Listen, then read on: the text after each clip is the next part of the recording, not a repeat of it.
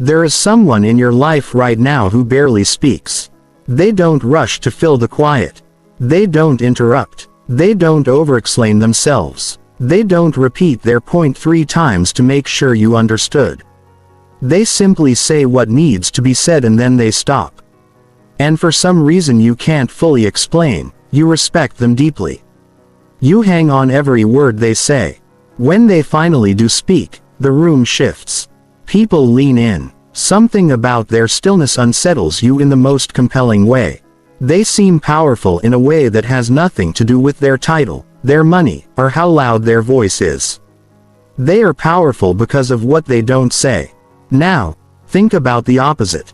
Think about the person who talks constantly, who fills every silence with noise, who repeats themselves, who overjustifies every decision, who nervously laughs after their own sentences, who explains what they meant before you even had a chance to misunderstand.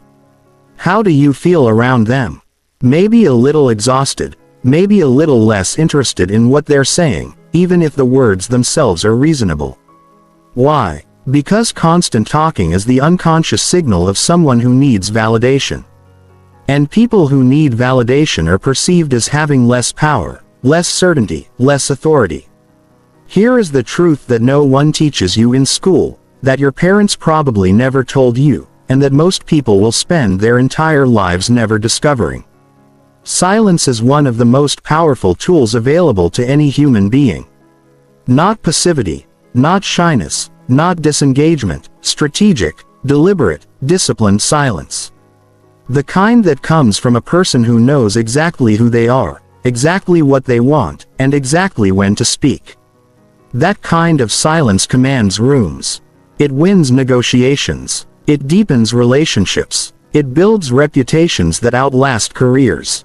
And by the time you finish this, you will understand not just why that is true, but exactly how to use it yourself. Chapter 1. The language nobody taught you. From the moment you were old enough to sit in a classroom, you were taught the same thing in 100 different ways. Speak up. Raise your hand. Contribute to the discussion. Participate. Share your thoughts. Be heard. The entire educational system, the entire professional world, the entire social structure most of us grew up in was built around one idea that the people who speak the most are the people who matter the most. And that belief, that deeply embedded, almost invisible belief is costing you more than you know. Think about how you feel in a conversation when there is a pause. Really think about it. What happens inside you the moment silence shows up unexpectedly? For most people, the reaction is almost physical. There is a tightening, a pull, an almost desperate urge to say something, anything to fill that void. The discomfort is so immediate and so intense that people will literally say things they don't believe, offer concessions they weren't planning to give, reveal information they intended to keep private, or agree to terms they haven't fully thought through, all because the silence was too uncomfortable to sit in for one more second. That is not a small thing. That is a massive vulnerability. And if you don't know it exists in you, other people will use it against you every single day. The discomfort with silence is not random. It is deeply wired. Human beings evolved in social groups where being excluded from the group meant death. Silence from the people around you. Their sudden withdrawal, their refusal to respond historically signaled danger. It meant rejection. It meant you had done something wrong. It meant exile was coming. And so the nervous system learned at a biological level to treat silence as a threat. To treat pauses in conversation as something that needed to be resolved immediately. To treat the absence of words as a problem that your words needed to fix. But here is what the most powerful people in the world understood long before the rest. Silence is not a threat. Silence is a tool, and the people who learn to be comfortable inside it, to sit within a pause without flinching, without rushing, without scrambling to fill it. Those are the people who always had the advantage in every negotiation, in every conversation, in every room they ever walked into. The language of silence is older than any spoken language ever created. Long before humans had words, they communicated through presence, through stillness, through the choice not to react. Animals still do this. The predator doesn't announce itself. The most powerful figure in any group doesn't constantly justify their position. Silence has always been the language of those who don't need to prove themselves because their presence already does the proving for them. What you were never taught, what this is going to spend the next stretch of time giving back to you, is that silence is a skill. A learnable, practicable, refinable skill. Like any skill, most people never develop it because they never knew they needed to. They simply absorbed the cultural message around them. The message that told them to keep talking, to fill the space, to stay audible, to stay visible. And in doing so, they handed over a tremendous amount of their power without even realizing it. Consider for a moment the people across history who have been described as the most commanding presences in any room. Leaders, negotiators, visionaries, the kind of people others described as magnetic or formidable or impossible to rattle. Almost without exception, what made them so compelling was not the volume of their words. It was their relationship with silence. It was the way they didn't rush. The way they thought before they spoke. The way they were unbothered by the empty space in a conversation. Comfortable letting it sit there while everyone else squirmed. That ease, that stillness, that refusal to fill silence out of social anxiety. That is what creates the impression of absolute authority. The people who speak the most are often heard the least. Read that again. When you talk constantly, you train the people around you to filter you out. Your words become background noise. They lose weight. They lose meaning. But when you speak rarely, when you choose your words and your moments deliberately, when people understand through experience that when you do speak, it matters. Your words carry a gravity that no amount of volume can create. You become the person people wait to hear from. The person whose rare opinions people remember. The person whose silence is noticed and whose words land with force when they arrive. This is the language nobody taught you. But you are learning it now. Chapter 2. The Noise Epidemic. We are living through the loudest period in human history. Not in terms of physical sound, though that too has increased in ways we barely notice anymore. But in terms of the sheer volume of words, opinions, reactions, and commentary that every person now generates every single day. Social media has rewired the way human beings relate to communication in a way so profound and so fast that most people have not had time to understand what it has done to them. Scroll through any platform for 5 minutes and you will see it. Everyone has something to say about everything. There is no event, however small, no news story, however distant, no cultural moment, however minor, that doesn't immediately generate millions of instant reactions. People are not processing anymore. They are broadcasting. There is an entire generation of people who have grown up believing that every thought they have is worth sharing. That every reaction deserves an audience. That being seen and heard is a constant obligation rather than something earned through restraint and substance. And this noise, this relentless, exhausting, unfiltered flood of words and opinions and commentary has created something remarkable. Scarcity in a world where everyone is talking. Silence has become extraordinarily rare. And like anything that becomes rare in a world of abundance, it has become extraordinarily valuable. Think about what it feels like now to encounter someone who doesn't immediately react. Someone who reads something and doesn't comment. Someone who hears something surprising and doesn't gasp and retell it to everyone they know. Someone who listens to an entire conversation before they offer a single thought. Someone who sits with their phone face down and makes eye contact. In today's world, that person feels almost startling. They feel different. They feel like they are operating at a different level than the people around them. And they are not because they are better human beings, but because they have preserved something that most people have surrendered. The ability to choose silence over noise, reflection over reaction, weight over volume. The noise epidemic has also created something dangerous at the level of individual relationships. It has made people profoundly uncomfortable with being truly heard. Because in a world where everyone is performing for an audience, where every conversation is a kind of content, where even the most personal disclosures are shaped for maximum impact on the people watching, people have lost the ability to have a conversation that isn't about them. When you are talking to someone who is really listening, who is not waiting to respond, who is not mentally composing their reaction while you're still speaking, it feels almost disorienting. It feels vulnerable. It feels exposed. And that exposure created by the simple act of a person listening in genuine silence is one of the most powerful dynamics you can introduce into any relationship. The noise epidemic has also done something more insidious to the way people perceive their own worth. Most people now equate being quiet with being invisible. They equate silence with having nothing to say. They feel that if they are not constantly producing words, opinions, reactions, they will become irrelevant, that they will slip below the social surface, that they will be forgotten. And so they keep talking, they keep posting, they keep reacting, not because they have something meaningful to contribute, but because stopping feels like disappearing. But the people who understand silence understand the opposite. They know that restraint is not invisibility. They know that choosing not to react is not the same as having nothing to say. They know that the person who says less is almost always perceived as thinking more. And in an environment where the baseline is constant noise, the person who brings stillness to the room does not disappear.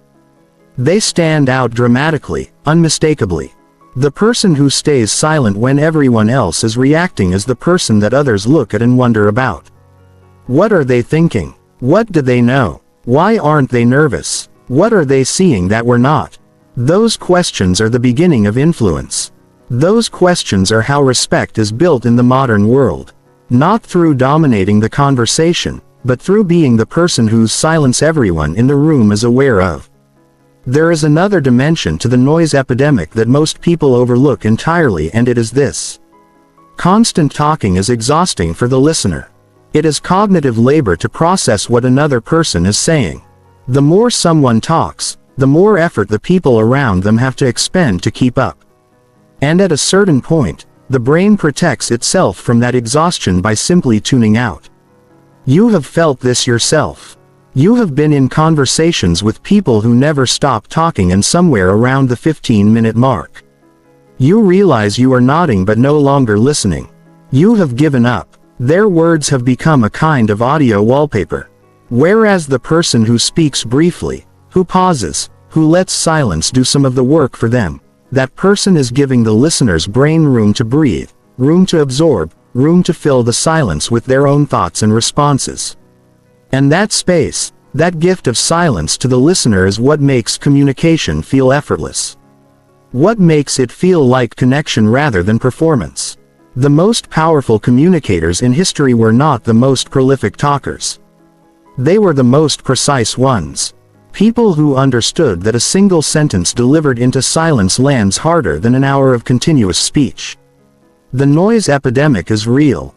It is everywhere, and in it, the rarest and most powerful thing you can offer anyone is the gift of your quiet. Chapter 3. What silence actually communicates. Most people think silence communicates nothing.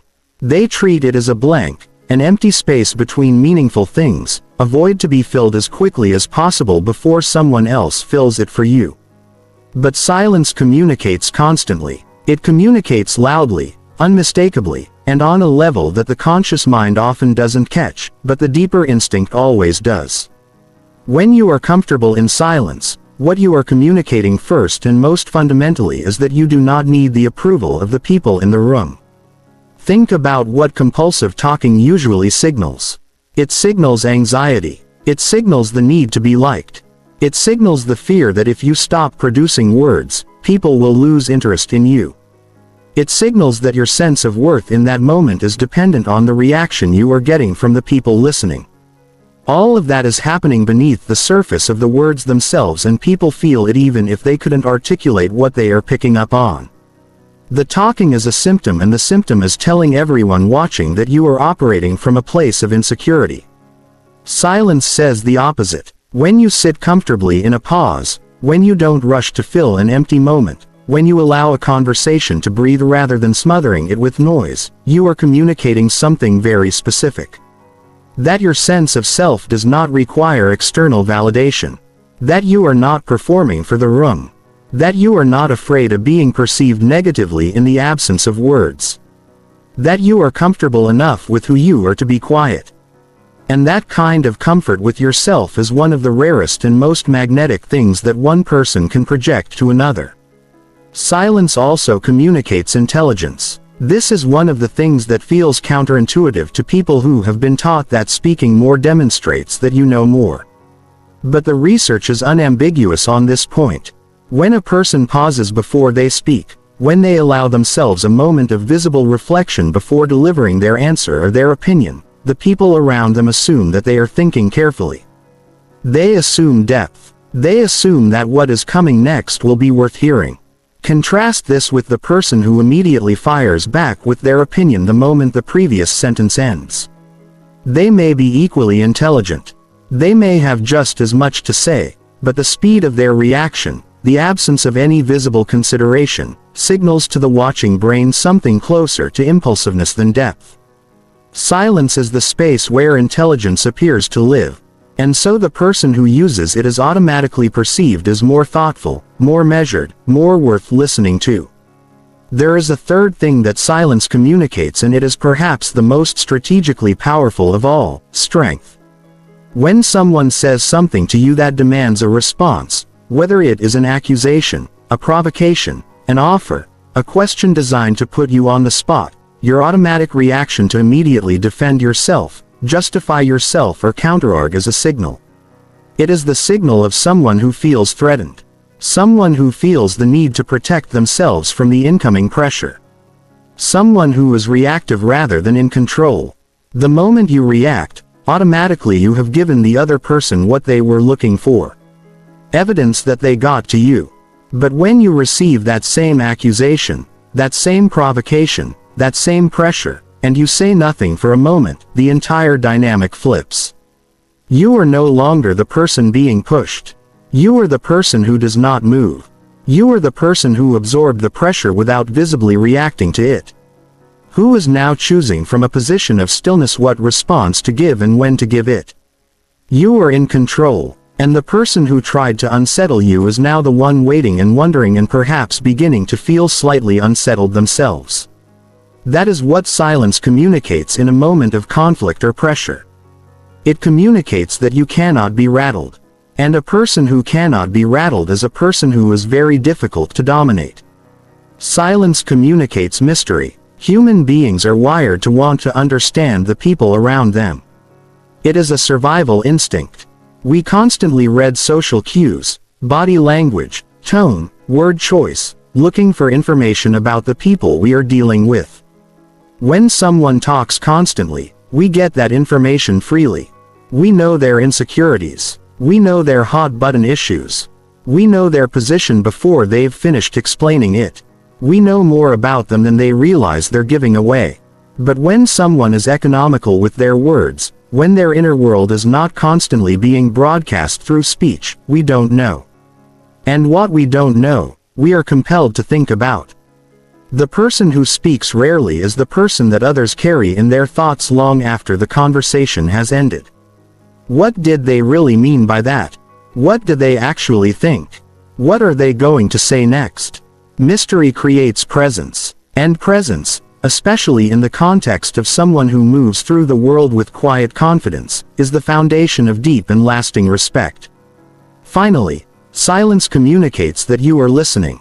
And in a world where almost nobody is actually listening, where most people in conversation are simply waiting for their turn to talk, the person who goes quiet and truly receives what another person is saying gives that person something they are starving for. They make them feel heard. And being heard is one of the deepest human needs there is. The fastest path to making someone trust you, to making someone loyal to you, to making someone feel that you are different from everyone else in their life, is to be silent enough to actually hear them, not just the words, the emotion underneath the words, the thing they are really trying to say beneath the surface of what they are actually saying. Silence is how you access that.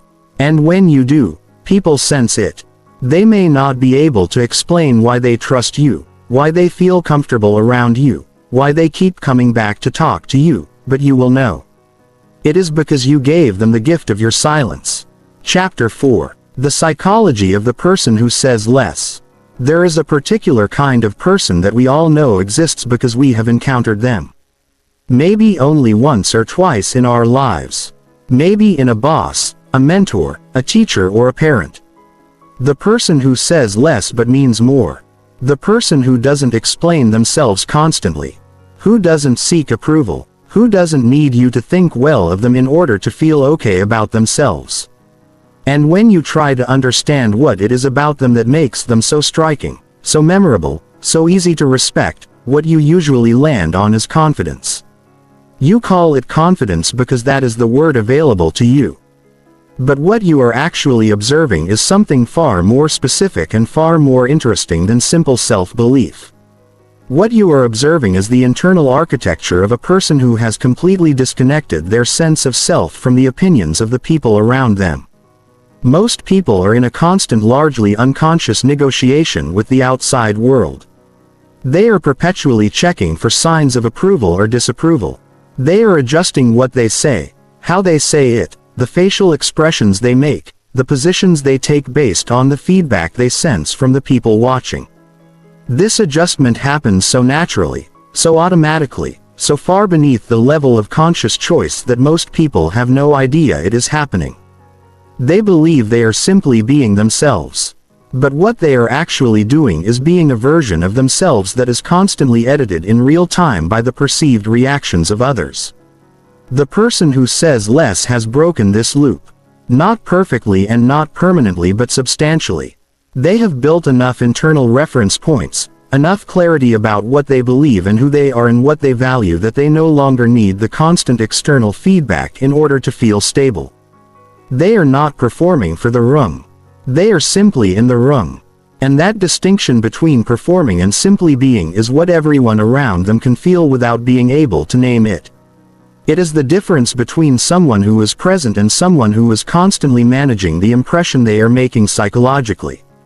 The person who says less has usually gone through a process of self-inquiry that most people never undertake. They have asked themselves the uncomfortable questions. What do I actually think independent of what I am supposed to think? What do I genuinely believe separate from what is acceptable to believe in the groups I belong to? What are my real values as opposed to the values I have been taught to perform? This kind of self-examination is not easy. It requires a willingness to sit in discomfort, to tolerate the uncertainty of not immediately knowing what you think, to resist the impulse to reach for a ready-made opinion, and instead wait until a real one forms. But it is this process, this willingness to examine and choose rather than simply absorb and repeat, that produces a person with a genuine inner world. And it is from that genuine inner world that authentic silence comes. The person who says less has also typically made peace with a fear that haunts most people. The fear of being misunderstood. Most people talk too much precisely because they are terrified that if they say too little, people will draw the wrong conclusions about them. They will seem cold. They will seem uninterested. They will seem arrogant or aloof or disconnected. And so they overexplain. They add caveats. They repeat themselves in slightly different words to make sure the impression lands correctly. They sacrifice precision for perceived warmth. But the person who says less has decided that they cannot control how they are perceived and that spending enormous energy trying to manage other people's interpretations of them is a losing game. They have accepted that some people will misread their silence, and they have decided that is acceptable because they know who they are and they don't need the room to know it too. The psychological state that produces powerful silence is not arrogance. It is not indifference. It is not the performance of coolness that some people mistake it for.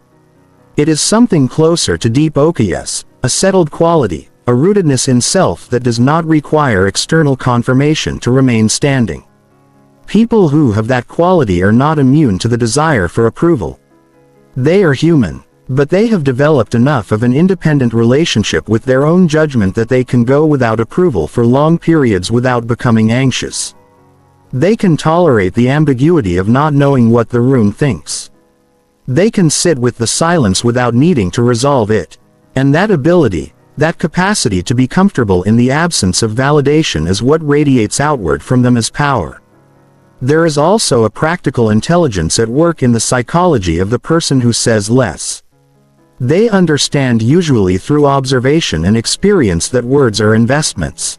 Every sentence you speak is a commitment of your attention, your credibility, your energy, and your position.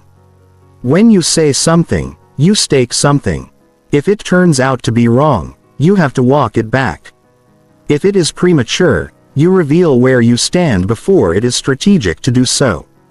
If it is defensive, you signal that you feel threatened. If it is excessive, you dilute the impact of everything that came before it. The person who says less is not simply a quiet person. They are a strategic person. They have understood that in communication, as in everything else, scarcity creates value. And they have made their words scarce enough that each one lands with weight. The most respected people in any environment, whether that is a boardroom, a courtroom, a social group, a family, or a negotiating table, are almost never the people who spoke the most. They are the people whose words, when spoken, carried certainty, whose pauses before speaking were filled with the visible processing of real thought, whose restraint was read by everyone else as the signal of someone who knew things, saw things, and felt no compulsion to give those things away for free. That is the psychology of the person who says less. And it is a psychology that can be learned, practiced, and internalized by anyone willing to do the work of first becoming more comfortable in their own silence. Chapter 5. Silence in Negotiation. If there is one arena in human interaction where the power of silence is most immediately and measurably visible, it is negotiation. Not just the formal kind, the boardrooms, the salary conversations, the dealt tables. Though it is in those places that its effects become most concrete and most dramatic, but also the everyday negotiations that shape the texture of your life, the conversation with your landlord, the discussion with your partner about something important. The moment when someone makes you an offer and your next move will determine the outcome for months or years to come. In all of these moments, silence is not just useful. It is in the hands of someone who truly understands it. The single most powerful card on the table. Here is why. Negotiation at its core is a game of information. The person who reveals more loses. The person who controls what information flows from them, when it flows, and in what form it is packaged has the advantage. And there is no more effective way to reveal information than to talk. Every unnecessary word you speak in a negotiation is a transmission. It is telling the other party something about where you stand, how anxious you are, how much you need what they have, how flexible your real position is beneath the position you are presenting. They may not consciously catalog all of it, but the skilled person across the table from you is absorbing all of it and they will use it. The most common mistake people make in any negotiation is one that most people in the room will immediately recognize once it is named. They make an offer and then they immediately start softening it. They state their price or their position and then before the other person has had a single second to respond, they add something. Well, there's some flexibility there. Or obviously we can talk about it, or I know it sounds like a lot, but when you consider what it includes, right, all of that, every single syllable of it is a signal that you don't fully believe in your own offer. It is a signal that you are already anxious about the other person's reaction. It is a signal that you are prepared to move before they have given you a single reason to move. And the person across the table hears all of that not in what you said, but in the fact that you couldn't stop talking. The alternative is to make your offer or state your position and then go completely silent. Not hostile silent, not awkward silent, just still, calm, present. You hold their gaze. You breathe normally. You do nothing that signals anxiety. You simply wait. And what happens in that silence is extraordinary. The other person now has to do something. They have to respond. They were prepared for you to justify yourself, to elaborate, to give them ammunition. They were ready to push back against a nervous explanation. But you gave them nothing to push against. You gave them a number and a pause. And into that pause, their own psychology begins to work against them. They start to wonder, is this really their real position? They didn't explain it, which means they must be confident in it. If they were willing to move, they would have indicated it, right? They seem comfortable. They're not nervous. Maybe I am the one who should be reconsidering. The silence that you are holding is doing all of that work for you. The pressure that they feel in that silence is not something you created through aggression or manipulation. It is something their own discomfort with silence is creating inside them. And that discomfort will push them to speak, to offer something, to start moving in your direction. All because you had the discipline to stop talking. This principle has been understood by skilled negotiators for as long as negotiation has existed. When you state your terms and fall silent, you hand the pressure to the other side. You are no longer the one justifying, explaining, or defending. You are the one waiting. And waiting is a position of control. The person who waits dictates the tempo of the conversation. They decide through their patience how long the pressure builds before it finds a release valve. And the longer the pressure builds in someone else, the more likely they are to release it in a way that benefits you. Silence is also the correct response to an offer that surprises or insults you.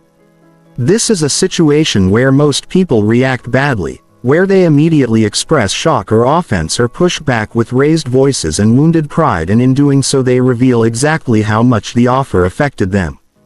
They show their hand completely. But when you receive an offer that is below what you were expecting, or a condition that you find unreasonable, and you respond with silence, a long composed steady silence that the other person experiences as heavy, you force them to sit with their own offer. You make them hear it in the silence. You make them feel the gap between what they proposed and what you were willing to accept without you ever having to put that gap into words. Many times people have literally improved their own offer in the silence that follows an unreasonable one without the other party saying a single word, simply because the silence was so clearly communicating that something was wrong. The strategic use of silence in negotiation also extends to the information gathering phase. When you ask someone a question in a negotiation and they give you their answer, your instinct will be to immediately respond with your next question or your own perspective.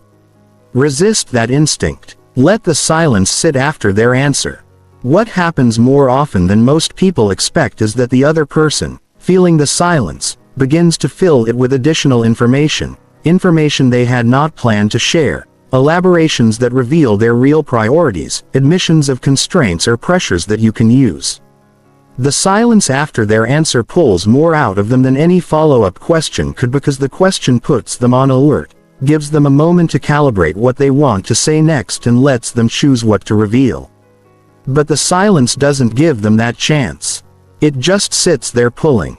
There is also the question of what you do when you are the one being pressured into silence. When the other person uses the same technique on you. This is where most people fail, because even knowing intellectually that silence is being used as a tool against you, the physiological discomfort of sitting in it is still very real.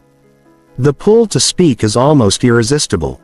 What you have to train yourself to do is to recognize that the discomfort you feel in that silence is not a signal that something is wrong.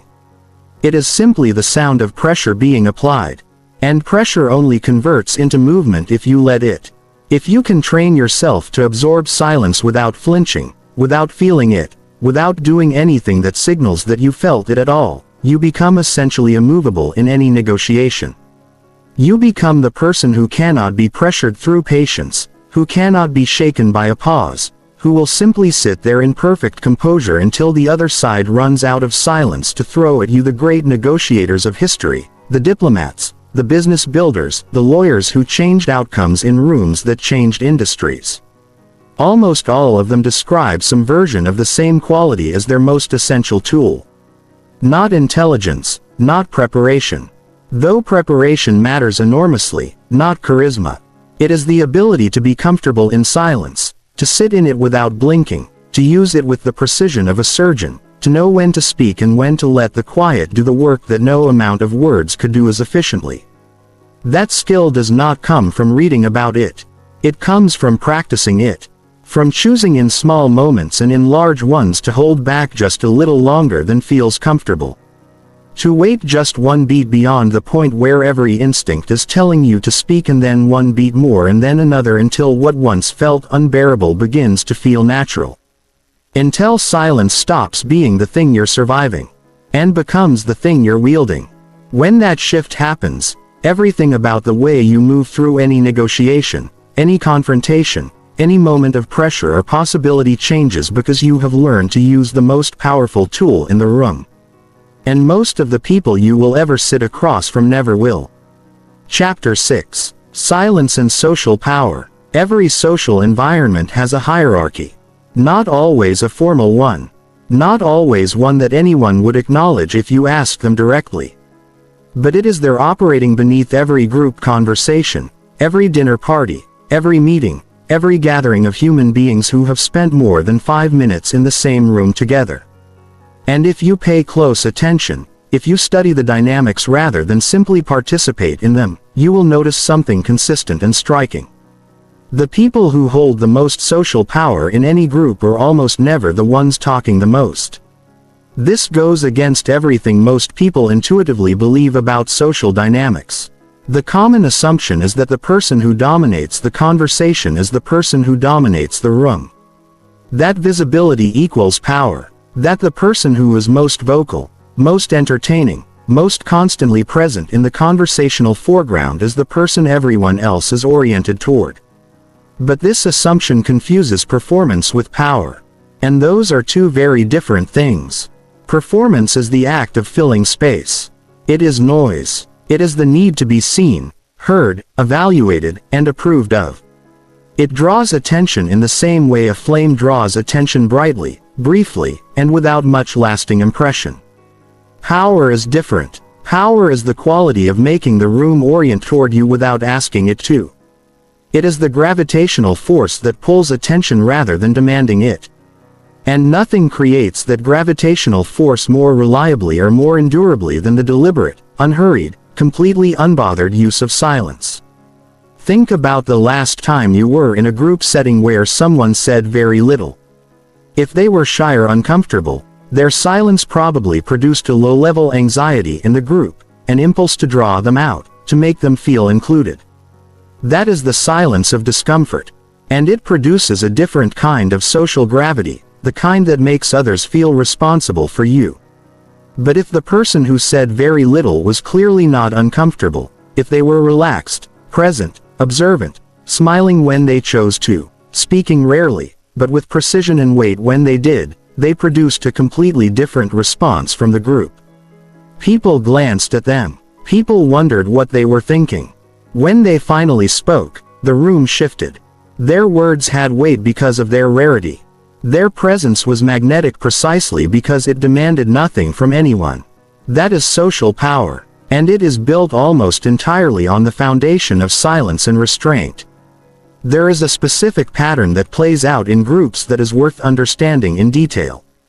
In almost every group setting, a small number of people talk constantly. They generate most of the noise. They fill every pause. They respond to every cue. They work hard, often unconsciously, to stay at the center of conversational attention. Around them, a slightly larger group participates, intermittently contributing when directly invited. Agreeing when it seems safe to agree, avoiding the risk of saying something that draws negative attention. And then in almost every group, there is at least one person who speaks seldom and is watched carefully. That last person is not necessarily the most successful person in the room. They are not necessarily the most experienced or the most intelligent.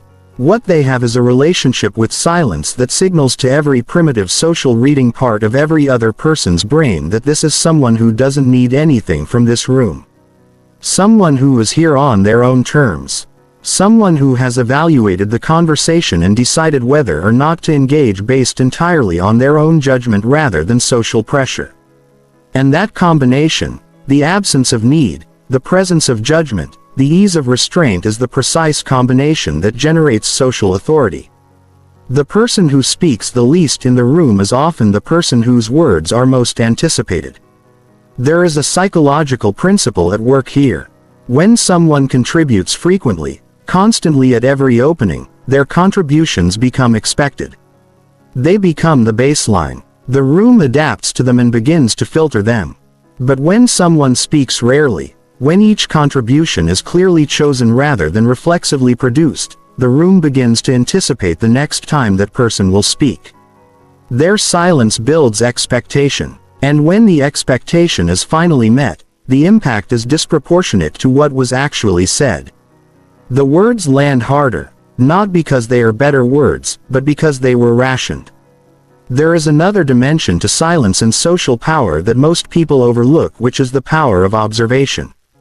The person who talks constantly is not watching the room.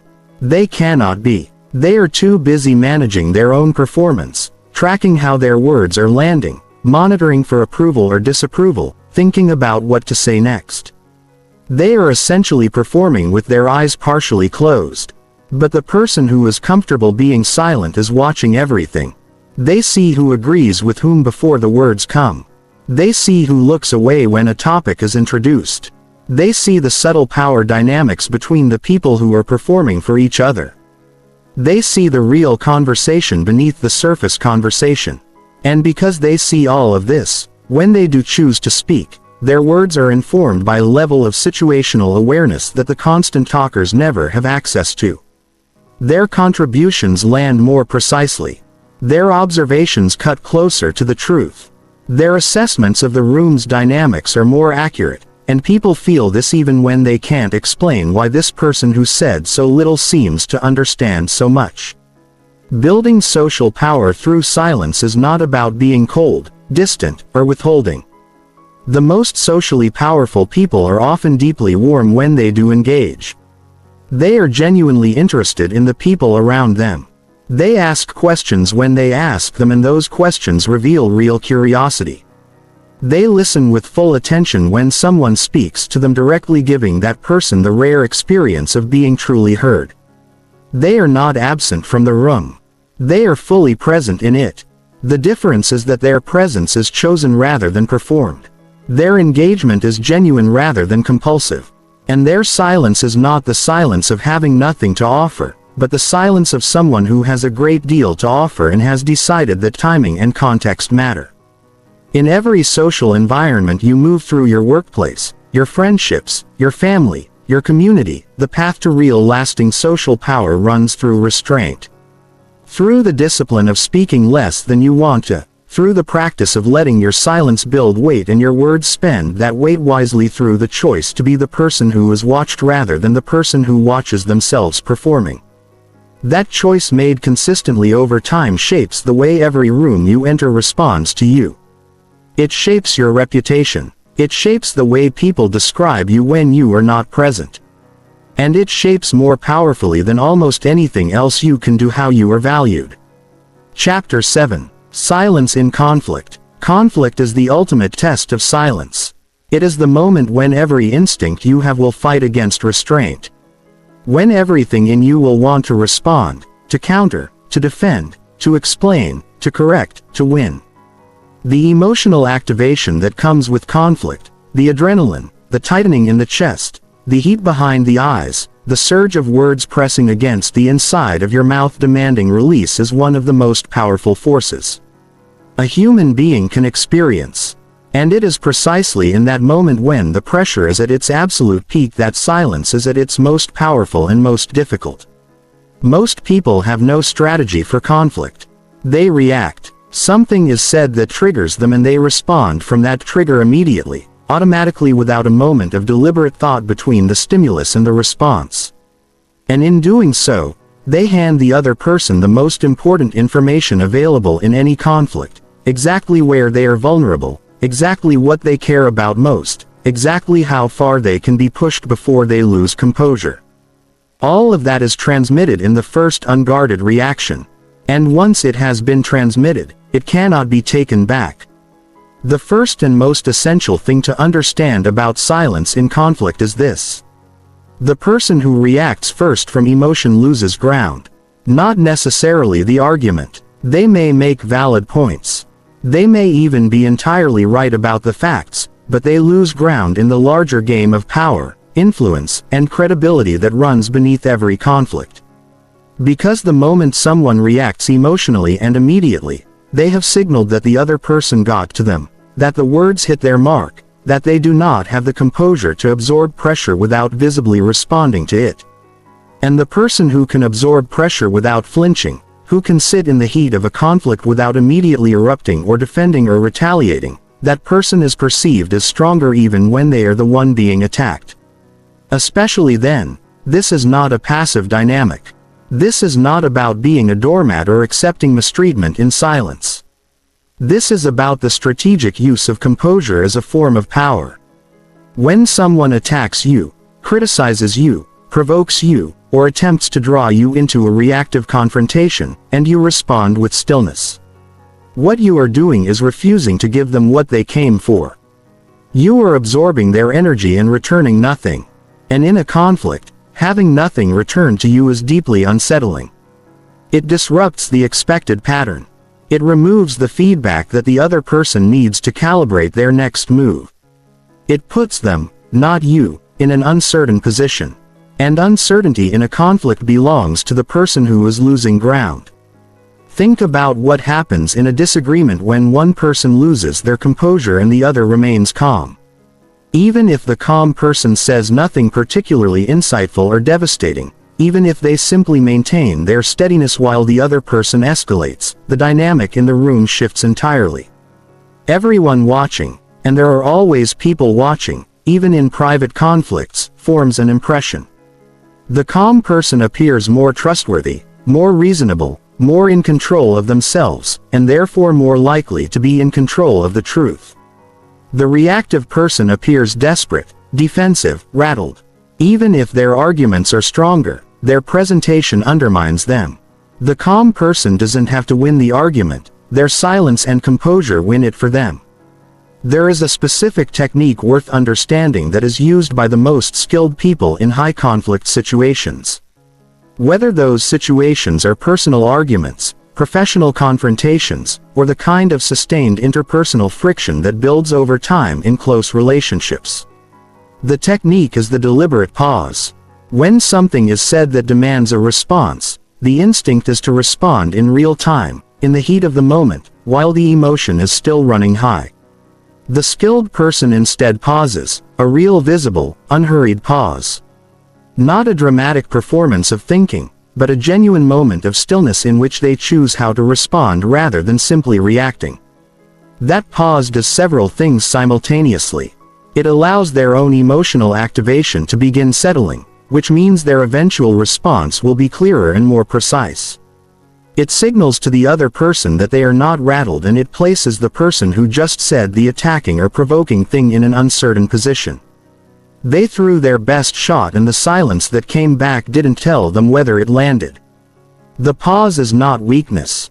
It is the opposite of weakness. It is the visible demonstration that you are in control of yourself and therefore in a much better position to control the outcome of the exchange. The person who never pauses, who fires back immediately every time, who treats every provocation as an immediate obligation to respond, is living entirely inside their reactivity. They have no gap between stimulus and response. And without that gap, they have no choice, no strategy, and no power. They are simply being pulled along by whatever emotional current the other person creates. Silence in conflict also serves a function that very few people ever deliberately use. It invites the other person to hear themselves. When you say something and someone responds immediately with a counter-argument, the person who spoke first rarely listens to the counter. They are too busy preparing their own next volley. The conversation becomes a rapid exchange of missiles, with neither person genuinely receiving what the other is saying. But when you say something and the other person is silent for a moment, truly silent, not visibly composing a comeback, but genuinely still, something different happens. In that silence, you hear your own last words again. You have a chance to evaluate them from the outside. And sometimes in that brief silence, the person who spoke comes to their own realization that what they said was too aggressive or imprecise or unfair.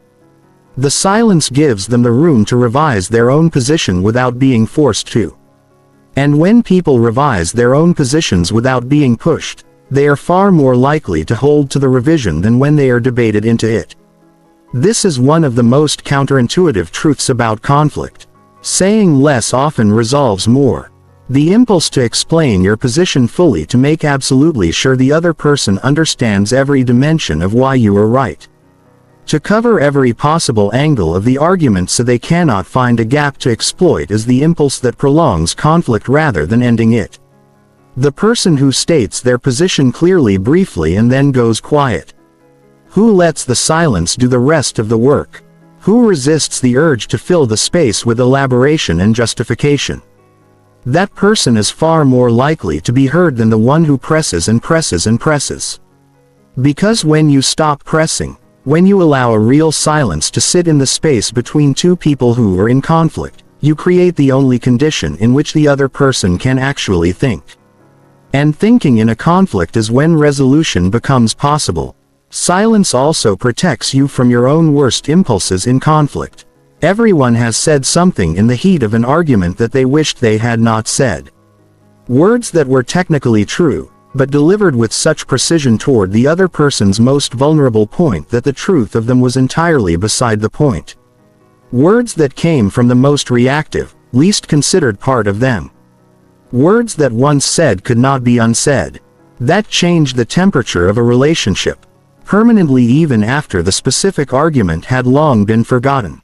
The silence that prevents those words from being spoken is not cowardice. It is the highest form of self-discipline available in a conflict. It is the choice to protect not just the relationship but your own integrity.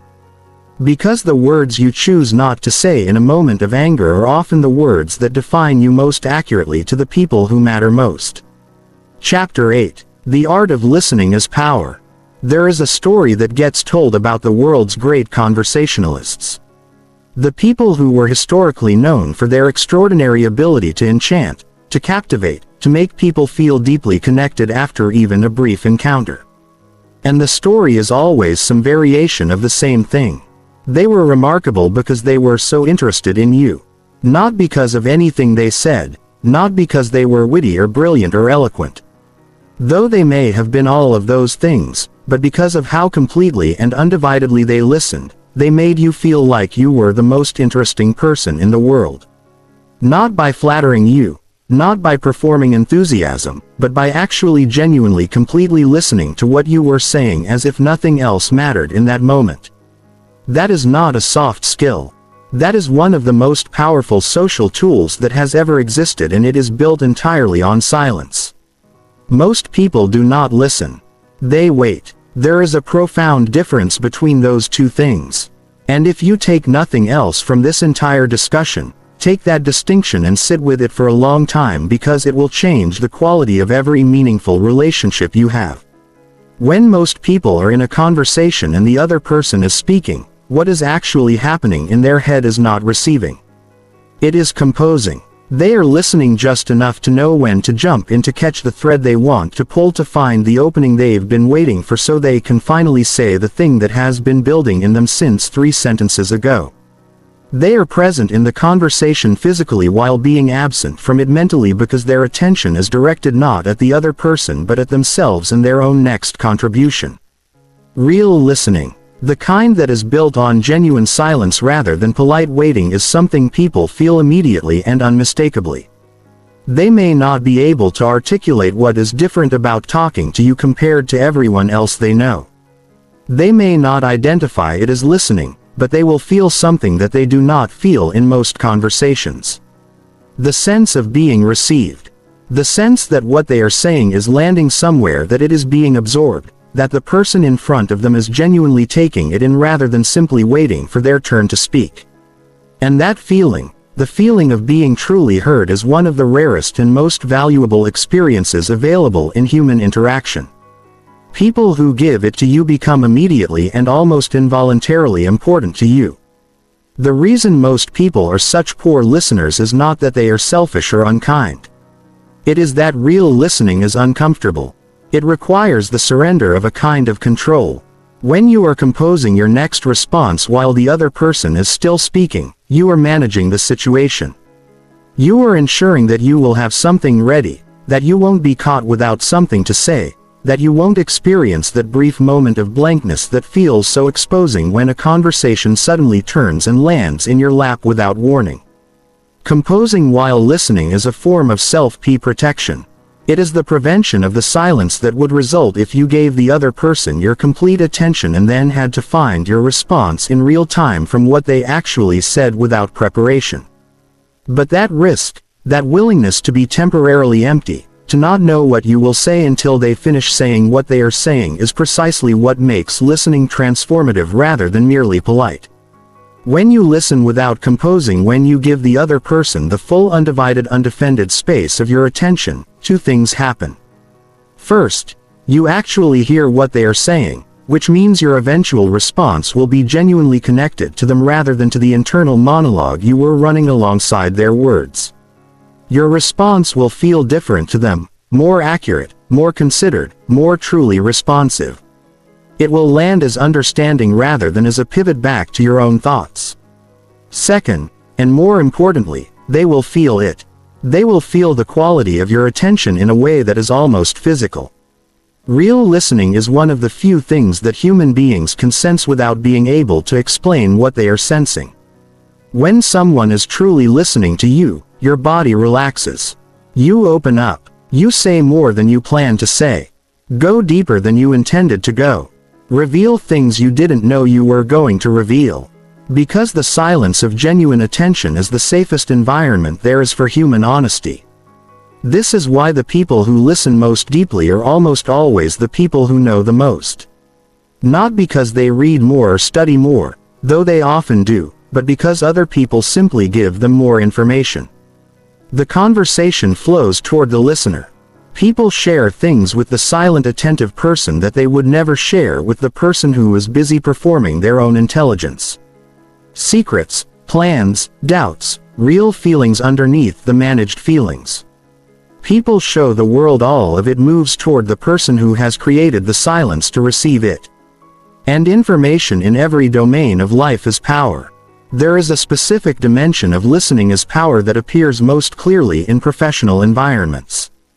And it is this: the person who listens most thoroughly in any meeting, in any negotiation, in any collaborative setting, is the person who understands the room most completely. They know what each person in that room actually wants as opposed to what they are officially asking for. They know where the real tensions are and where the real alignments are. They know who is posturing and who is sincere. They know what the group is moving toward before the group has decided it consciously. All of this comes from listening. Not from talking, not from presenting, not from dominating the conversation, but from being the person in the room who was silent enough to actually absorb what everyone else was saying while everyone else was too busy speaking to absorb anything. And when that person finally speaks, when the listener who has been quiet and attentive and absorbing finally chooses to contribute, what they offer is informed by a level of understanding that the people who were talking the whole time cannot match. They synthesize. They name the thing that everyone was moving around but no one had directly addressed. They offer the observation that reframes the conversation in a way that couldn't have happened without the silence that preceded it, and the room feels it. People turn toward them. The quality of attention in the room changes because suddenly there is a contribution that was clearly earned by listening, and everyone knows it and everyone respects it in a way that no amount of continuous talking ever could have produced. The practice of listening as power is not complicated to understand, but it is demanding to execute. It requires the discipline to resist your own impulse to speak. It requires the willingness to tolerate the temporary discomfort of not knowing what you will say next. It requires enough security in yourself that you don't need to be talking in order to feel present and relevant in a conversation. It requires, in other words, the same foundation of inner stability that all-powerful silence requires. But the return on that investment is extraordinary. The people in your life who feel most heard by you will become your most loyal allies. The colleagues who feel most understood by you will be the ones who seek your input and support yours. The relationships built on real listening, real silence, real attention are the deepest and most durable ones available. Because being truly heard is so rare that the person who provides it becomes irreplaceable. Chapter 9. Silence and Emotional Mastery. Your emotions want to speak. They have always wanted to speak. From the very beginning of your life, every emotional experience you had came with an impulse toward expression. Fear made you cry out. Joy made you shout. Anger made you say things. Grief made you reach for someone, for words, for anything that could give the shapeless, overwhelming internal experience some external form. The impulse to externalize emotion through sound and speech is as fundamental to human beings as breathing. It is old, it is deeply wired, and it is in many contexts the right thing to do. But there is a difference between expressing emotion and being controlled by it. Between choosing to speak from an emotional place and being compelled to speak by an emotional surge that you have not yet processed, evaluated, or decided what to do with. And that difference, the gap between emotion is something you experience and emotion is something that happens to you and runs through your mouth before your judgment can catch up, is the difference between emotional mastery and emotional reactivity. Between people who are perceived as powerful and people who are perceived as volatile, unstable, or difficult to trust. The most emotionally intelligent people in any environment are not the people who feel the least. This is one of the great misunderstandings about emotional control. People often assume that the calm, measured, composed person is calm because they don't feel as intensely as the reactive person. That their stillness is a product of shallower emotion rather than greater discipline. But this is almost never true. The most emotionally regulated people often feel deeply and intensely. What they have developed is not the absence of feeling but the ability to receive an emotion, to let it move through them, to process it with some degree of internal space before deciding whether, how, and when to give it external expression. The emotion arrives. They feel it fully and then they choose what to do with it rather than being automatically propelled into action by it. That gap, that internal space between the arrival of the emotion and the decision about how to express it, is where silence lives. And it is perhaps the most important form of silence there is, because it is the one that most directly protects the quality of your relationships, your decisions, and your reputation. Every word ever said in anger that caused lasting damage was a word that arrived before that gap could form. Every message sent in a moment of hurt or rage that became a permanent record of the sender's worst self was sent in the absence of that gap. Every confrontation that escalated into something that destroyed a friendship, a partnership, a professional relationship did so because at least one person did not have that space available to them in the moment when they most needed it. Building that space is the work of emotional mastery, and the foundation of it is extraordinarily simple to describe and genuinely difficult to execute. When an emotion arrives that is pushing you towards speech, you pause, not forever, not with the intention of never expressing what you feel, but you pause long enough to let the initial surge pass. Long enough to let the most acute edge of the feeling move through you without immediately erupting out of you. Long enough to ask the one question that changes everything. Is saying this right now going to move me toward what I actually want or away from it? That question is the gateway between reactivity and power. Because most of the things people say in emotionally charged moments are not actually oriented toward what they want. They are oriented toward the immediate release of emotional pressure. The person who is angry wants relief from the anger, and speaking from anger provides that relief temporarily. The person who is hurt wants the other person to know they caused pain. And the fastest way to deliver that information is to deliver it emotionally and immediately. The person who is afraid wants to make the fear stop. And sometimes speaking creates enough noise around the fear to drown it out briefly. But these are all short-term reliefs with long-term costs, because the words spoken to discharge an emotion are rarely the words that create the outcomes you actually need. They are the words that feel necessary in the moment and often seem like a mistake the morning after. The silence that holds the emotion rather than immediately broadcasting it is not suppression. Suppression is when you pretend the emotion isn't there. Push it down. Deny it access to your awareness. That is not what is being described here. And suppression causes real damage over time to your health, to your internal experience, to your relationships. What is being described is something more like containment. You acknowledge the emotion internally and completely. You feel it in full. You give it room inside you to exist and to move, but you do not reflexively broadcast it. You hold it consciously and deliberately until you have enough internal clarity to decide what, if anything, you want to do with it externally. People who have this capacity are remarkable to be around. They are the people who receive difficult news without falling apart, who hear criticism without immediately becoming defensive, who sit with someone else's anger without becoming angry in return, who can be in the presence of high emotional intensity from another person without being swept into that intensity themselves. They function as a kind of emotional anchor in any room they're in. Their steadiness is contagious. Their composure invites composure from others. And because they do not add fuel to the emotional fires around them, those fires tend to burn out faster. They are not ice. They are deeply human and they engage with real warmth. But they have learned to bring themselves to difficult emotional moments rather than bringing the chaos that living inside unprocessed emotion creates. This kind of emotional mastery changes everything about how you are perceived. Not just in moments of conflict or pressure, but in daily life. The person who is easily riled, who can be set off by a sharp word or an unexpected disappointment or a provocation from someone who barely knows them, is a person who broadcasts their own vulnerabilities constantly. They are telling everyone around them where the buttons are. They are showing the world the exact shape of their emotional architecture and inviting anyone who might want to manipulate or destabilize them to use that map.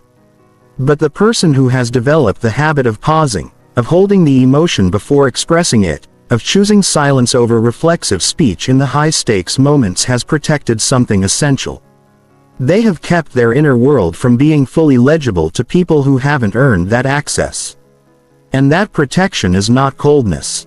It is wisdom. It is the understanding that not everyone deserves to see you in your most raw and unguarded state. And that the moments when you are most activated emotionally are precisely the moments when you are least equipped to decide who deserves it. There is one more dimension of silence and emotional mastery that is worth sitting with. When you have processed an emotion internally, when you have held it in silence long enough to understand what it is really about, the words you eventually choose to express it will be different from the words that would have come out in the first reactive moment. They will be more accurate, more true to the actual feeling rather than to the surface eruption of the feeling. They will be the words that communicate what you genuinely need from the other person rather than the words designed to hurt them in the way they hurt you. They will invite a response rather than defensiveness. They will move the relationship forward rather than damaging it. And the silence that produced them, the internal space in which you found those better words, will have done more for your emotional life, your relationships and your reputation than any amount of unfiltered expression ever could. Chapter 10. Silence in Leadership. Leadership is widely misunderstood. Most people, when they imagine a leader, imagine someone who speaks powerfully, frequently, loudly, someone who fills the room with their presence through the force of their words. Someone who always has an answer, always has a direction, always has something to say. And there are certainly leaders who operate this way. But the most effective leaders, the ones who build the deepest loyalty, the most durable cultures, the most genuinely committed teams, the ones whose impact outlasts their direct presence, are almost never those people. They are more often than not the ones who have mastered the art of strategic silence. Leadership silence is not the silence of indecision. It is not the silence of someone who doesn't know what they think or where they want to go. It is the deliberate, intentional, deeply considered silence of someone who understands that their words carry disproportionate weight. That every time they speak, they set a direction. And that sometimes the most powerful thing a leader can do is create the space for other people to think rather than filling that space with their own conclusions. One of the most damaging things a leader can do to their team is to always be the first person to speak. When a leader opens their mouth first in any group discussion, they immediately shape what is possible in the conversation that follows. Everyone in the room knows where the boss stands. And because people are social creatures who are strongly oriented toward approval from authority, the range of opinions that will be genuinely and honestly offered narrows dramatically the moment the leader has made their position known.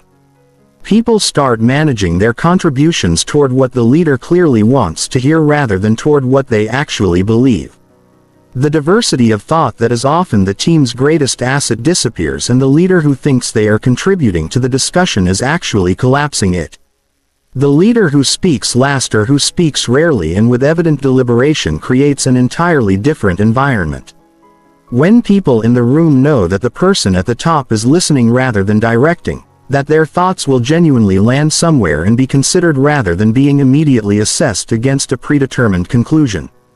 They speak more honestly. They take more intellectual risks. They share the observations and doubts and ideas that they would suppress if they knew the leader had already made up their mind. And the leader, by having been silent, now has access to the full range of thinking in the room rather than the performance of agreement. That information is infinitely more valuable than whatever they would have said if they had spoken first. There is a related principle here that the best leaders understand instinctively. The more certain you appear, the less honest feedback you will receive.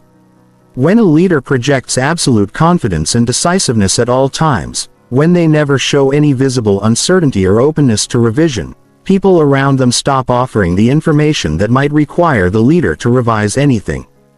Because people read certainty as closed, they read it as there is no point in challenging this, the decision is made. And so the certain-seeming leader operates in an information environment that is progressively impoverished because the signals they are sending tell the people around them to only bring information that confirms what the leader already believes. The leader who uses silence, who creates genuine space by not immediately and forcefully filling every gap with their own assessment, receives more honest, more complete, more useful information from the people they led. And better information produces better decisions, which is ultimately what leadership is for. Leadership silence also manifests in the choice of when not to intervene. Most people in positions of authority struggle enormously with this. There is a pull when you have the power to direct and the responsibility for outcomes to stay visible and active and constantly present in the decision-making process, to make it clear that you are engaged, that you are on top of things, that nothing significant is happening without your knowledge and input. And this pull in excess produces micromanagement. It produces teams that cannot function without their leaders' constant input because they have been trained through constant intervention to never trust their own judgment. The leader who has intervened in everything has inadvertently taught the people around them that their instincts cannot be trusted, that decisions require approval, that action requires permission. And in doing so, they have created a dependency that limits the team, constrains the organization, and ultimately limits the leader themselves. The silence of deliberate non-intervention, the choice to step back and let capable people execute without constantly checking, correcting, and directing, is one of the highest expressions of leadership trust. It communicates something that no speech can communicate as effectively. I believe in you. I have assessed your capability and I am confident enough in what I see to get out of the way and let you do what you do. That communication delivered through the silence of restraint rather than the noise of constant involvement does more for team confidence, autonomy and performance than virtually any motivational speech a leader could give, because it is not telling people they are capable. It is demonstrating the belief by acting on it. Silence in leadership is also the greatest tool available for managing the credibility of speech. Every leader faces a version of this challenge. The more you talk, the less each thing you say matters. When a leader speaks constantly, when they fill every meeting with their thoughts, when their voice is the dominant sound in every room they occupy, their words become the expected weather of the organization. People adapt. They learn to operate around it. They hear the leader's voice the way city dwellers hear the ambient sound of traffic, always present, rarely registered. But when a leader is genuinely selective with their words, when they listen more than they speak, when they allow silence to build weight before they choose to break it, their words become events. People notice when the quiet person speaks. They lean in. They remember what was said. And the rare opinion carries more organizational influence than an avalanche of constant commentary ever could. True leadership presence, the kind that people feel in a room before a leader has said a word, is built from exactly this. The composure, the unhurried quality, the evident comfort with silence, the sense that this person is not performing for the room, but simply occupying it with a level of settled authority that has nothing to do with the volume of their voice. That kind of presence is earned over years of consistent behavior, of choosing to listen rather than lecture, of allowing silence to do what silence does best when a leader has the discipline to deploy it. Create the space in which other people grow, think, trust and rise. That is what silence builds in leadership. Not just respect, not just credibility, but the conditions for everything a leader ultimately needs. A team that thinks, an organization that functions with or without your constant presence, and a culture where your silence speaks as loudly as your words. Chapter 11. Silence and Reputation. Reputation is the most valuable asset most people have and the one they think least carefully about building. They assume it is the automatic byproduct of their actions. That if they do good work, treat people well and show up consistently, the reputation will form itself and take care of itself and accurately reflect who they are. And while those things matter enormously, they are only part of the picture.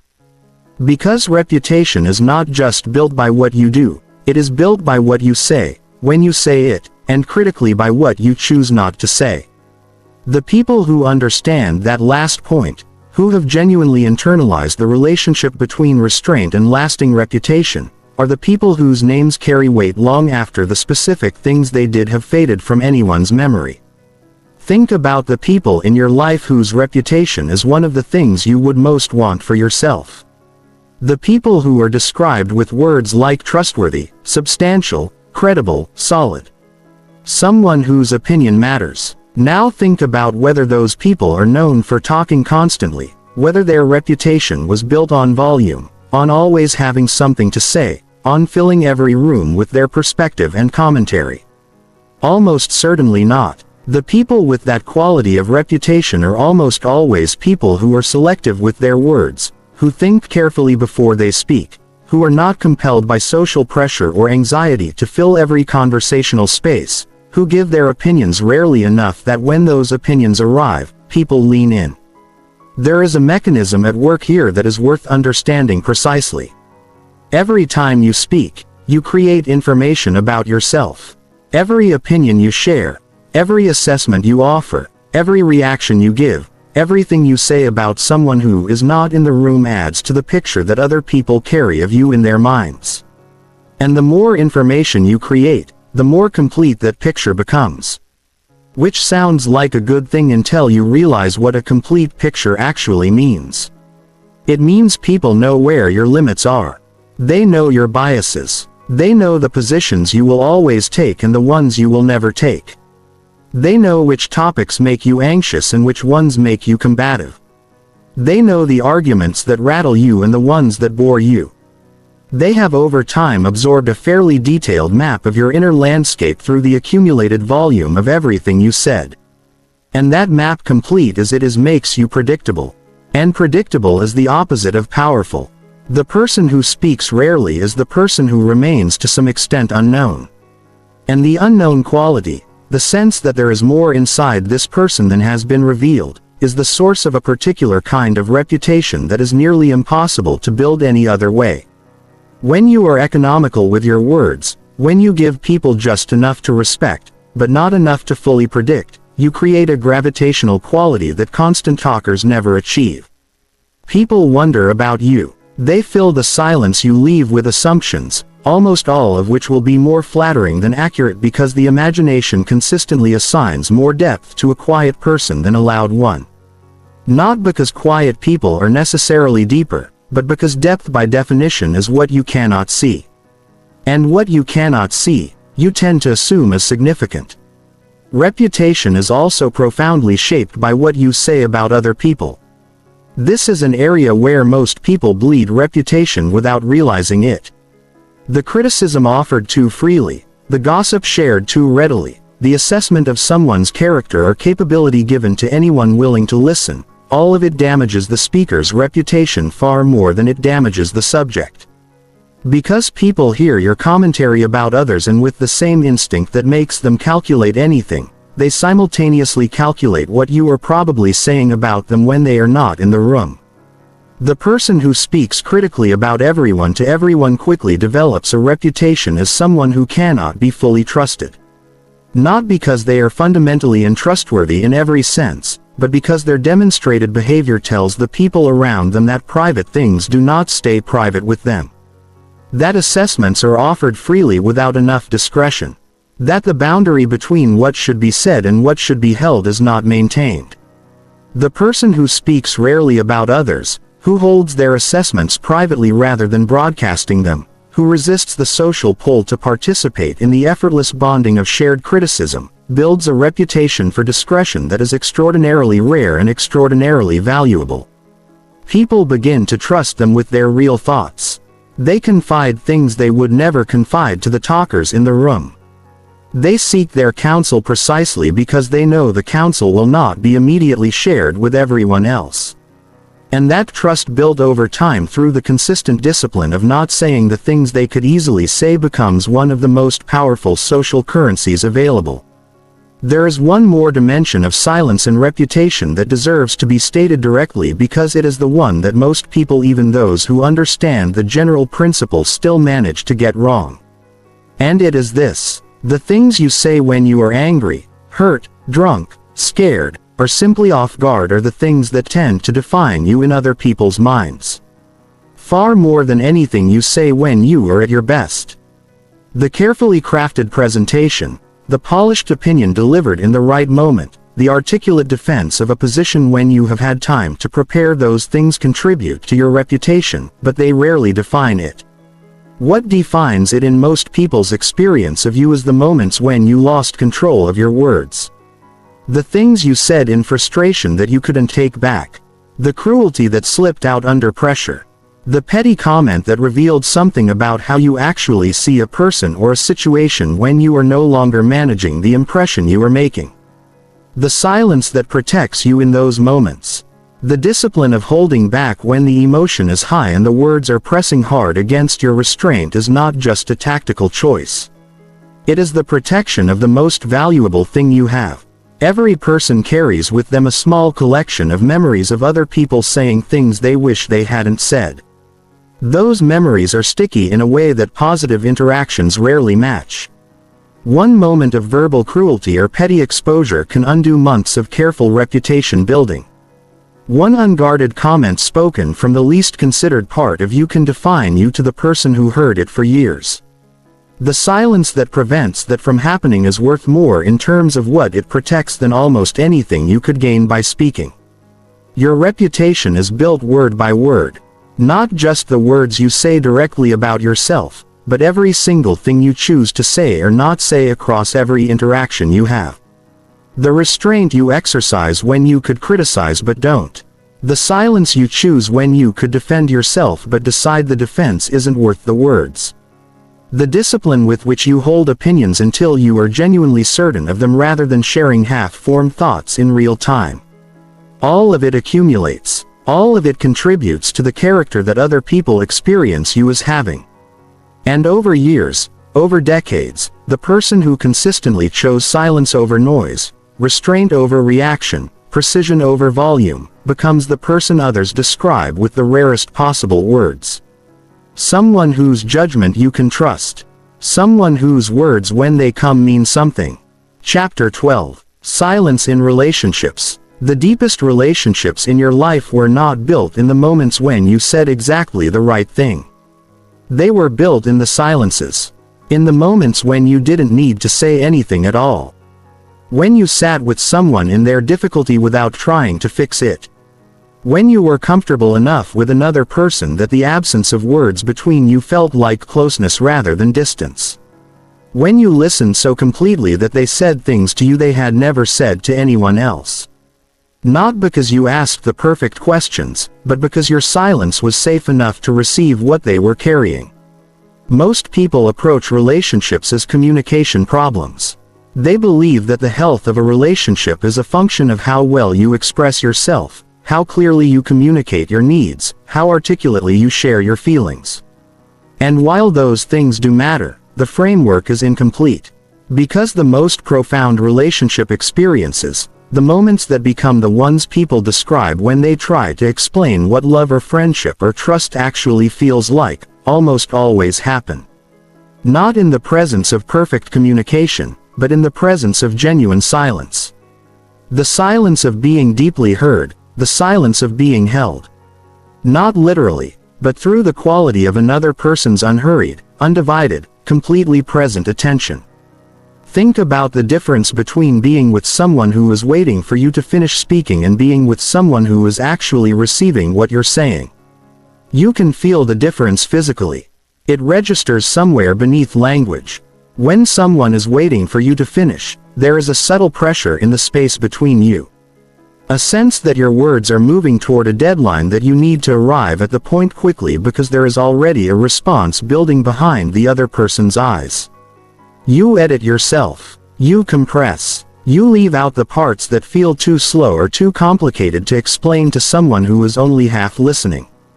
And the version of yourself that gets shared is thinner and more defended than what you actually carry inside. But when someone is genuinely silent on the inside, not just quiet with their mouth, but actually still in their mind, actually receiving what you're saying rather than processing it in parallel with their own thoughts, something completely different happens. You slow down. You stop editing. You follow your own thoughts to their real end rather than the efficient summary you usually give. You say the thing underneath the thing. You reach toward the more honest and vulnerable version of what you are trying to express. And what gets shared in that space is something close to the actual truth of you. Because genuine silence, the kind that comes from someone who is fully present with you, is the only environment in which the actual truth of a person tends to emerge. This is why the most important relationships in most people's lives are with the people who listen the most. Not the most eloquent people. Not the most entertaining people. Not the people who always have the perfect thing to say in response to a difficult moment. The people who are quietly, completely there. The friend who doesn't immediately offer solutions when you share something painful. The partner who sits with you in uncertainty rather than rushing to resolve it with cheerfulness. The parent who doesn't fill every gap in a difficult conversation with reassurance that might be technically true but lands emotionally as dismissal. These people are rare, and the people who have them in their lives know often without being able to fully articulate it how irreplaceable they are. There is a shadow side to this that is equally important to understand. The silence that comes from withdrawal, from resentment that hasn't been expressed, from the slow accumulation of unsaid things that build a wall between two people. That silence is the opposite of powerful. That silence is corrosive. There is a kind of silence in relationships that signals emotional unavailability rather than emotional depth. The silence that a partner gives not because they are comfortable in your presence but because they have stopped trying to reach you. The silence of someone who used to speak and no longer does. Not from wisdom but from resignation. That silence does not build intimacy. It erodes it. It tells the other person not that they are in the presence of someone who is deeply present but that they are alone in the company of another person. And that is one of the loneliest experiences available to a human being. The distinction between these two silences, the silence of genuine presence and the silence of emotional withdrawal, is one of the most important distinctions available in any close relationship. The former requires that you have done enough work on yourself, that you have enough inner stability and emotional security that you can be fully present with another person without needing the constant activity of speech to feel okay in that space. The latter typically signals that something has gone unrest for too long, something that needed to be said and wasn't. Some truth that was more comfortable to bury in silence than to bring into the light of an honest conversation. And those buried things never actually stay buried. They simply become the architecture of the distance. Relationships require both the silence of genuine presence and the courage to break that silence when something important needs to be said. The most relationally intelligent people know how to hold both. They have developed the discipline to stay quiet in the moments where talking would be a way of avoiding real connection. And they have developed the courage to speak up clearly and directly in the moments where silence would be a way of avoiding real honesty. That combination, the capacity for genuine presence in silence and genuine courage in speech, is the foundation of the deepest relationships available. And building it starts with understanding that between two people who trust each other completely, who are genuinely safe with each other, silence is not empty. It is full. It is the fullest thing two people can share. Chapter 13. The silence of self, knowledge. Everything that has been described in this discussion, every form of silence that creates power, that builds reputation, that deepens relationships, that wins negotiations, that commands respect without demanding it. Every single one of those silences has the same source. They all come from the same place. And that place is not a technique. It is not a strategy you can adopt without doing the deeper work. It is a relationship with yourself. Specifically, it is the relationship with yourself that develops when you have spent enough time in your own silence to actually know who you are. Most people never do this. Most people go through their entire lives at remarkable speed, filling every available moment with activity, input, noise, social engagement, content consumption, distraction upon distraction, never pausing long enough to actually sit with themselves and ask the most fundamental questions available to a human being. What do I actually think about this? Separate from what I have been told to think. What do I genuinely value underneath the values I have inherited from my family, my culture, my social group? What are my real ambitions? As opposed to the ambitions I am performing for the people who are watching. Who am I when no one is watching? These questions are deeply uncomfortable to sit with. They are uncomfortable because they don't have quick answers. They require silence. Real silence. Not the silence of a momentary pause in the noise, but the silence of genuinely going inward without an agenda, without the expectation of arriving at a neat conclusion, without the performance of self-reflection that looks productive from the outside. They require the willingness to be with yourself with all of the uncertainty and the things you don't yet know about yourself and the things you don't yet like about yourself, and to stay there long enough that something real begins to emerge. The people who have done this, who have built a genuine relationship with their own interior through the practice of genuine self-reflection, of sitting in silence with themselves rather than always running from themselves into noise, are recognizable. They have a quality that is hard to name but impossible to miss.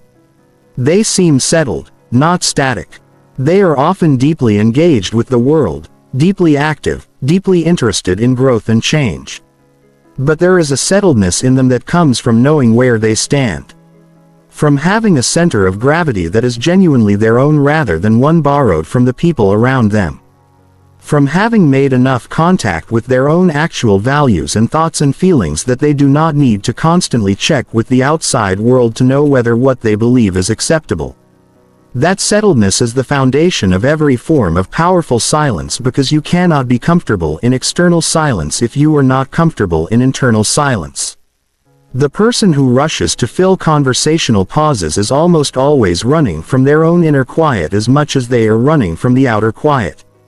The person who over-explains and over-justifies is almost always someone who is not yet completely certain of their own position, who is using the external validation of the listener to supplement the internal validation they have not yet fully developed. The person who cannot sit with a pause in a negotiation is the person whose discomfort with their own inner world makes the outer silence unbearable. This is why developing the kind of silence that creates real power is not ultimately about learning conversational technique. It is about developing a rich, examined, honest relationship with your own mind. It is about knowing yourself clearly enough that the absence of external input does not feel threatening. It is about having built enough of an inner world, enough genuine conviction about what you believe and value and want, that you do not need the conversation to continue in order to feel grounded. You can step out of the noise of the room and into yourself and find something there, something real, something yours, something that doesn't require external confirmation to remain standing. Self-knowledge also changes the quality of what you say when you do speak. The words of someone who has done the work of genuine self-examination carry a different quality than the words of someone who is still figuring out what they think in real time out loud in the presence of other people. There is a groundedness to them, a precision. They tend not to qualify everything they say to the point of ambiguity. They tend not to shift their position the moment they sense even mild resistance from the people around them. They tend not to say things they don't mean because the words come from an actual inner landscape rather than from the performance of an inner landscape. And people feel this. They feel the difference between someone who is speaking from something real and someone who is speaking from something constructed for the occasion. They may not be able to identify what is different, but they feel it, and it determines whether they trust what they are hearing. There is also a protective quality to self-knowledge that most people never think about in these terms, but that becomes increasingly visible over time. When you know yourself well, when you have spent enough time in silence with your own interior that you have a genuine map of your values, your triggers, your biases, and your tendencies, you become much harder to destabilize. People cannot easily tell you who you are in a way that contradicts what you already know about yourself. Critics cannot land in the same way when you have already faced the honest version of your own limitations in the privacy of your own silence and made your peace with them. Provocations that are designed to knock you off your center cannot find purchase in the same way when you have a center that is genuinely yours rather than borrowed from the expectations of others. The person who has built real self-knowledge through the practice of real internal silence is in the most practical sense much more difficult to push around. Not because they have built walls but because they have built roots. The practice of developing self-knowledge through silence is not complicated. It requires only consistency and the willingness to sit with discomfort. It means carving out time regularly to be genuinely alone with yourself without the mediation of screens, content, music, or any other form of input that puts your attention outside of you. It means asking yourself honest questions and being willing to wait in the uncertainty rather than immediately reaching for a comfortable answer. It means developing the habit of reflection, of looking back at your own choices and reactions and patterns with curiosity rather than judgment, trying to understand what they reveal about who you actually are as opposed to who you believe yourself to be. It means in the most fundamental sense treating the relationship you have with yourself as the most important relationship available to you because it is. Every other relationship you have is filtered through it. Every form of silence you are capable of is generated by it, and the depth of your inner world is ultimately the depth from which everything you ever do in the outer world will draw. Chapter 14. How to practice silence. Understanding the power of silence is one thing.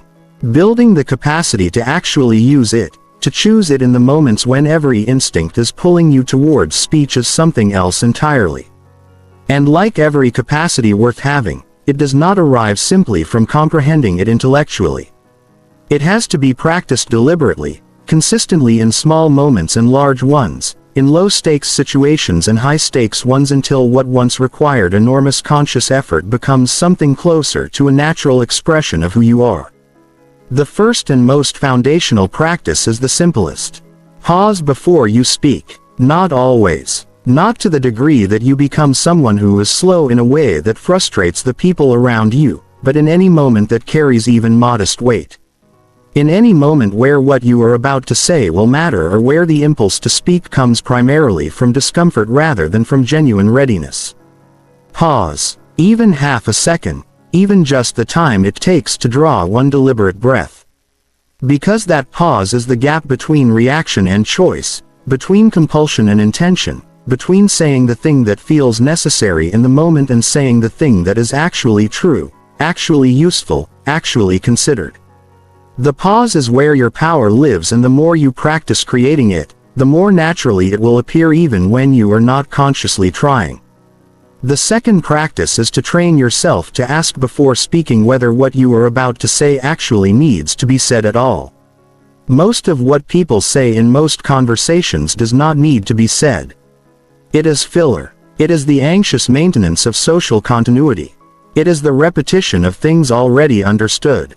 It is the elaboration of a point that was already clear. It is the defense of a position that no one was actually attacking. It is the nervous narration of something that would be better demonstrated through silence and action. When you begin asking yourself with genuine honesty whether the words you are about to produce are genuinely necessary, you will be startled by how often the answer is no. And every time you choose silence over that unnecessary speech, you make a small deposit into the account of your own restraint. You strengthen the muscle. You make the next choice slightly easier. The third practice is to actively cultivate comfort with pauses in conversation when there is a lull. When the conversation momentarily stalls, when a silence appears and the instinctive pull toward filling it arrives, practice sitting in it for a beat longer than your instincts tell you to. Don't rush. Don't scramble for something to say. Let the silence breathe. What you will discover the more you practice this is that the pauses which initially feel interminably long to you are almost never experienced as awkward by the other person to the same degree. The discomfort is largely internal. It is largely about your relationship with silence rather than about the silence itself. And as you gradually expose yourself to those pauses and discover that they do not result in the catastrophe your nervous system was anticipating, your tolerance for them grows. And your tolerance for them is the raw material of every form of powerful silence. The fourth practice is to monitor what happens in your body when you feel the impulse to speak. Because the impulse to speak from anxiety, from the need to manage an impression, from the fear of silence has a physical signature. Most people can learn to feel it if they pay attention. It is different from the impulse to speak because you genuinely have something to contribute. It feels more urgent, more pressured, more like an avoidance mechanism than like a natural readiness. When you can recognize that physical signature, when you can catch it in the moment and identify it as anxiety rather than as genuine readiness to speak, you have taken a powerful step toward conscious choice. Because you can then ask yourself whether you want to respond to the anxiety by feeding it with compulsive speech or by sitting inside it for a moment and letting it pass. And passing is what it will do if you give it the chance. Anxiety is not permanent. The discomfort of silence is not permanent. And every time you wait it out, every time you let the wave of anxious speech impulse move through you without acting on it, you prove to yourself that you are stronger than the discomfort. And that proof accumulates. The fifth practice is perhaps the most important and certainly the most transformative. Practice listening without planning your response in your very next conversation. Try something. Try to give the other person your complete attention without at any point while they are speaking thinking about what you will say when they finish. This will feel difficult, perhaps impossible at first. The impulse to compose is so automatic and so deeply habitual that most people don't even realize they are doing it. But when you genuinely attempt to quiet the composing mind and simply receive what the other person is offering, something remarkable happens to the quality of your presence. The other person feels it. Your attention becomes palpable in a way that most people rarely experience from others. And when you do eventually respond, your response will be generated from what they actually said rather than from what you were preparing to say in parallel. It will land as understanding rather than as the next volley in a tennis match. And you will have practiced in that conversation the deepest and most demanding form of silence available. The silence of genuine presence. The sixth practice is to protect certain spaces in your day from noise. Not all of them, not in a way that is performative or extreme or disconnected from the real life you live, but some spaces. The first minutes of the morning before the phone is checked and the input begins. The few minutes before sleep when the mind can settle rather than being stimulated until the last possible second. A walk without headphones, a meal without a screen. These quiet spaces are not wasted time. They are the practice ground for your inner silence. They are the moments in which you maintain contact with your own interior, with your own thoughts and feelings and assessments rather than constantly outsourcing your attention to external content. And the more consistently you protect those spaces, the more available that inner silence will be in the moments when you need it most, in the negotiation, in the conflict, in the leadership moment, in the relationship, in the conversation where what you choose to say and what you choose not to say will determine the outcome. Silence, like any skill worth having, is built in the small daily choices. It is not built in dramatic one-time decisions. It is built in the accumulation of 1,000 tiny moments where you chose to pause instead of react, to listen instead of compose, to let the silence breathe instead of filling it. Those choices made consistently enough over time enough stop feeling like choices at all. They become who you are. Chapter 15. The person you become. There is a version of you on the other side of everything described here. Not a different person in their circumstances or their relationships or their fundamental nature, but a different person in how they move through the world, in how the world responds to them, in the quality of the influence they carry, the depth of the respect they earn, the power of the relationships they build, and the substance of the reputation that accumulates around them over time. That version of you exists not as an aspiration or an ideal, but as a practical outcome, the direct result of a set of choices practiced consistently that compound over years into something unmistakable. The person who has genuinely integrated the power of silence into who they are does not experience it as a discipline anymore. They don't wake up every morning reminding themselves to speak less and listen more. They don't have to consciously resist the impulse to fill every pause because the impulse itself has changed. They have rewired through thousands of small consistent practices. The relationship between their inner experience and their outer expression. The anxiety that once lived in silence has been replaced by something steadier. The need for external validation that once drove compulsive speech has been substantially outgrown. The reflexive reactivity that once made composure in conflict feel impossible has been softened by a habit of pausing so well established that it now activates almost automatically in moments of pressure. This is not a small thing. This is a transformation of character, and character, unlike personality, does not change overnight. But it does change reliably, measurably, consequentially through the patient accumulation of deliberate practice over time. The person you become through the practice of silence is someone whose words when spoken land with authority. Not because you demand authority, not because you perform it, but because you have earned it through the consistent demonstration of restraint. People have learned through repeated experience of you that when you speak it is worth attending to, that what you say is the product of real thought rather than reflexive filling of space. That you do not speak to manage their impression of you or to discharge your own anxiety or to hear yourself say something clever. You speak when you have something to contribute that genuinely serves the conversation. And that scarcity of speech has built an anticipation around your words that makes them land harder than the words of people who speak far more frequently and far more fluently. Your silence has made your speech rare, and rarity applied consistently and well has made it valuable. The person you become through the practice of silence is someone who is extraordinarily difficult to manipulate. Because manipulation in almost all its forms works through the exploitation of your need to fill silence, your need for approval, your compulsion to defend yourself immediately when attacked, your anxiety about being misunderstood, your impulse to justify and explain and elaborate and qualify. All of those vulnerabilities are real in people who have not done the work. But in the person who has genuinely built their capacity for silence, most of those entry points are no longer available.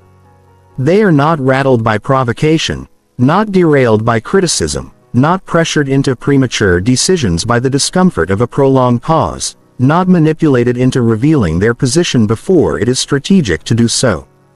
They are in the most literal sense a difficult person to push around, not because they are aggressive or resistant or combative, but because they are simply steady, and steadiness in a world of reactive people is one of the most powerful qualities available. The person you become through the practice of silence is someone whose relationships are deeper than most people's relationships get to be, because you have given the people you care about something that almost no one gives them. The experience of being genuinely heard. You have listened to them, truly listened, in the way that only becomes possible when you have learned to silence your own composing mind and be fully present with another person. And in that listening you have learned things about them that the people who talk at them never learn. You have become a place of safety for them. Not because you have said the right things to them, but because you have been silent in the right ways. Because you have held space for them to be complicated and uncertain and contradictory and fully human without rushing to resolve their complexity with your words. The person you become through the practice of silence has a reputation that money cannot buy and performance cannot manufacture. It is the reputation of someone whose judgment can be trusted, whose discretion can be relied on, whose opinion, when offered, is taken seriously because it has never been offered carelessly, whose character has been demonstrated not in grand speeches or impressive performances, but in the quiet, consistent, years-long demonstration of knowing when to speak and when to be still. That reputation is built slowly, but it is also built durably, and it does not require constant maintenance because it is not a persona you are sustaining from the outside. It is the genuine expression of who you have become from the inside. There is something else that happens, perhaps the most unexpected and most profound of all the transformations that silence produces, and it is this. You become a person at peace with yourself. Not a person without doubts or difficulties or struggles. Not a person who has resolved every question about who they are and what they want. But a person who has, through the practice of sitting with themselves in silence, built enough of a genuine relationship with their own interior that they are no longer constantly running from it. They no longer need the noise of the world to drown out the discomfort of their own company. They can be alone with themselves without immediately reaching for a screen or a conversation or any other external input to fill the space. And in that capacity to be peacefully alone, to be quietly present with themselves, they have found something that every person is looking for even when they are too distracted to know they are looking. A sense of sufficiency, a sense that who they are is enough. Not perfect, not finished, but enough. Complete in the way that a living thing is complete. Not static and fixed but ongoing and whole. That is what silence ultimately gives you. Not just power in the eyes of other people, though it does give you that. Not just influence and reputation and deeper relationships and better negotiations. Though it gives you all of those things too. It gives you yourself. The version of yourself that exists when you are not performing for the room, not managing impressions, not filling the air with the noise of your own anxiety or insecurity or need. The self that is present when you stop running from the quiet long enough to actually meet it. And when you have met that self, when you have sat with it long enough to know it and trust it and stop apologizing for the places where it doesn't conform to what the room expects, something changes that you cannot easily undo. You stop needing the noise. You stop needing the constant external confirmation that you are okay, that you are enough, that you are valued and visible and relevant, because you already know. And the silence in which you discovered that is the most powerful silence there is. That is the full arc. It begins with the discomfort of a pause in a conversation and ends with the transformation of who you fundamentally are.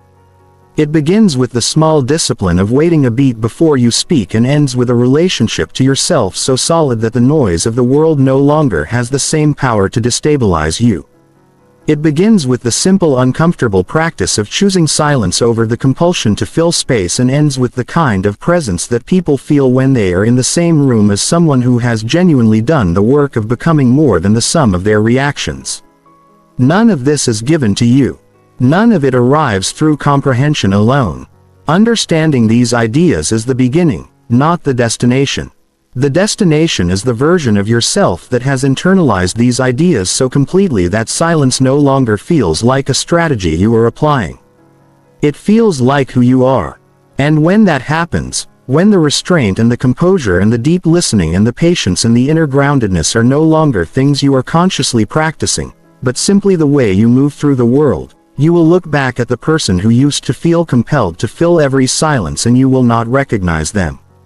Not because they were bad or wrong, but because you will be so far beyond the place where that compulsion lived that it will feel like another person's story entirely.